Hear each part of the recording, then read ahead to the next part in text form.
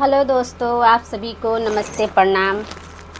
और जा रही हूँ एक विवाह गीत सुनाने। अच्छा लगेगा तो कमेंट में ज़रूर बताना और लाइक कर देना, फॉलो करना मत भूलना।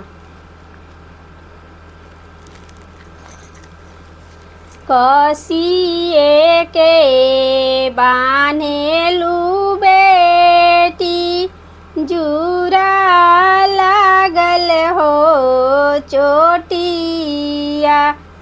कसिए के बान्हेलु बेटी, जुरा लागल हो चोटिया।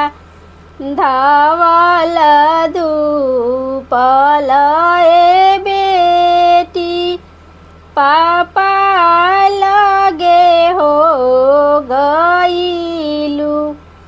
अरे धवल धूपल ए बेटी, पापा लगे हो गईलू।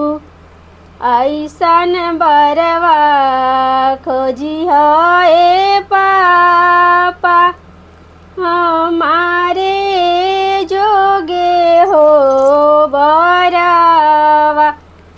कैसन बरवा खोजबो ए बेटी, के करा जोगे हो बरवा। राम ऐसन खोजी है पापा, सीता के जोगे हो बरवा।